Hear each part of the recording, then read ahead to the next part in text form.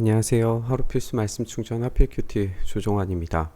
오늘 함께 나눌 하나님 말씀은 갈라디아서 3장 10절에서 18절까지 말씀입니다.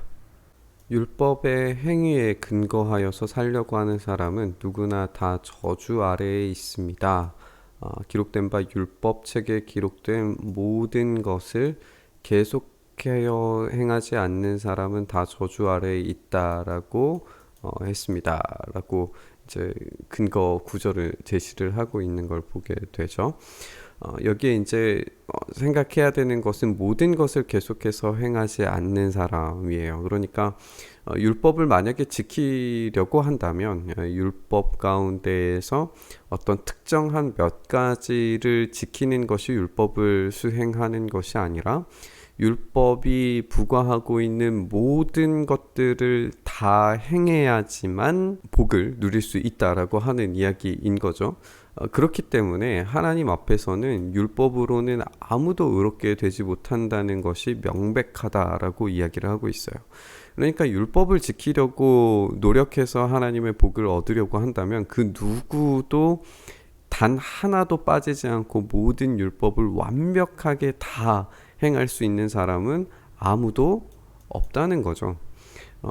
심지어는 우리 예수님께서 이야기하셨을 때 간음하지 말라라고 이야기하는 이 율법 한 가지만 놓고 보더라도 어떤 실제적인 행위에 간음을 하는 것뿐만 아니라 마음으로 음욕을 품는 것조차도 율법을 반하는 것이다, 어기는 것이다 라고 그렇게 말씀하셨다면 그러면 정말 이 율법을 통해서 의로움을 가질 수 있는 사람은 단 한 사람도 존재하지 않을 뿐더러 하나님께서 주실 그 복을 누릴 수 있는 사람이 단 한 사람도 없다는 이야기예요. 그렇기 때문에 의인은 믿음으로 살 것이다 라고 하는 이 말과 함께 더불어서 율법으로는 의롭게 될 수 있는 사람이 아무도 없다라고 하는 이 말을 다시금 이 바울이 강조하고 있습니다.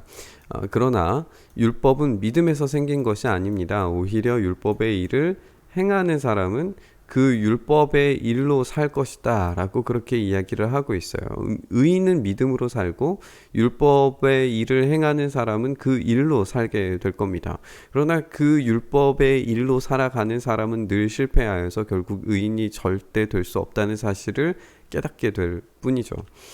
그런데 이제 그렇다면 이 율법이 부과한 것을 제대로 모든 것을 다 완벽하게 행할 수 있는 사람이 있었는가? 아무도 없었는데 그리스도께서 그래서 그 율법을 지키지 못하는 이들이 저주로 빠져가는 그런 우리들을 위하여서 대신 저주를 받으심으로써 율법의 저주에서 우리를 속량해 주시게 됩니다.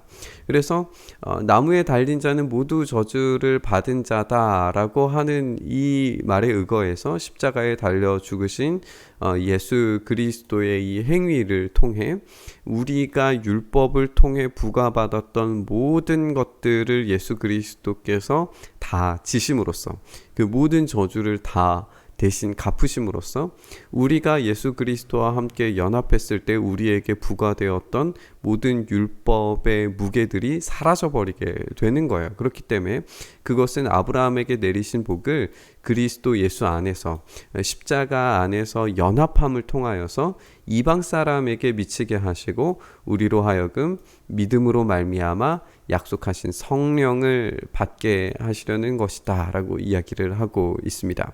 그러면 하나님께서 이 율법을 대신 이제 해결할 수 있는 그 한 사람을 주시겠다라고 한 약속은 언제부터였을까요? 그것을 사도 바울은 아브라함으로부터 추적해서 발견을 하게 됩니다. 형제자매 여러분, 나는 사람의 관례를 예로 들어서 말하겠습니다. 어떤 사람이 적법하게 유언을 작성해 놓으면 아무도 그것을 무효로 하거나 거기에다가 어떤 것을 덧붙일 수가 없습니다.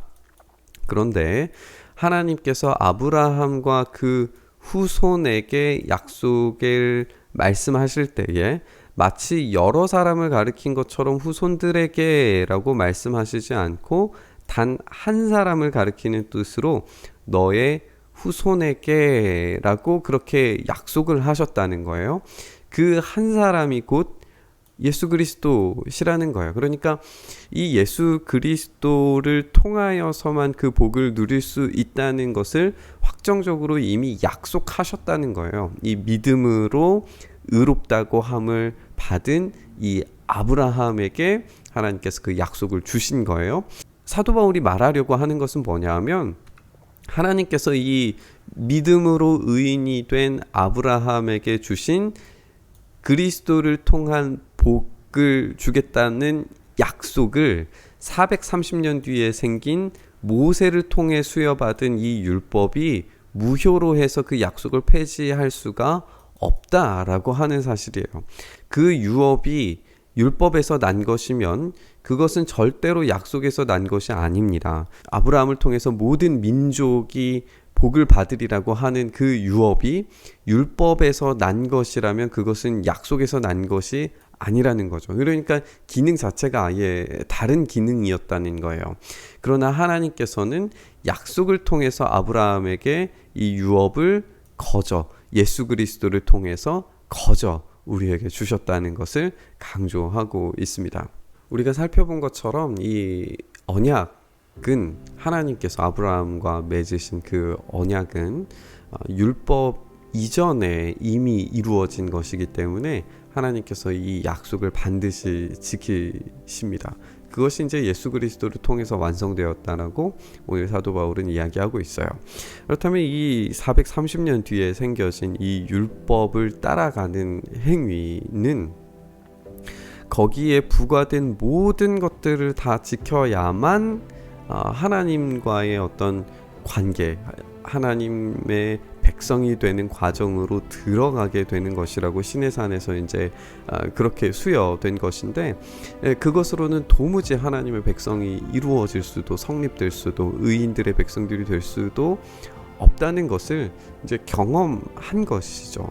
그러니까 단 하나의 구절조차도 어기지 않고 모든 것을 다 지킬 수 있는 사람은, 그런 의인은 아무도 존재하지 않았던 거예요. 그런데 이 약속으로 주어진 그 단 한 사람이 예수 그리스도께서 그 모든 부과된 율법의 체계들을 다 감당하시고 완성시키심으로써 그 저주를 받은 십자가에 연합한 사람마다 아브라함의 자손이 되는 그 복을 누리게 된다라고 하는 어제의 본문과 함께 연결시켜서 우리가 그 하나님의 백성이 되었다라고 하는 사실을 우리가 알 수 있게 됩니다. 율법이 우리에게 부과하려고 하는 그 모든 것들을 우리가 지킬 수는 없습니다. 그리고 그것을 통해서 우리가 의인이 될 수도 없습니다. 오로지 이 율법이 기능하는 것은 우리가 그만큼 죄인이라고 하는 사실을 알려주는 것입니다. 우리가 그것을 또 내일도 함께 살펴보겠지만, 그런 우리가 죄인됨을 인식하고 그것을 고백함으로써 내가 예수 그리스도와 십자가에 함께 못 박혀 죽으심을 경험할 때에 성령님께서 우리에게 오셔서 우리 안에 역사하셔서 그 기적을 일으키시며 우리가 하나님의 백성답게 살아가도록 만드시는 그 놀라운 자유를 경험할 수 있게 된다라고 사도 바울은 이 논증을 끌고 가게 될 겁니다.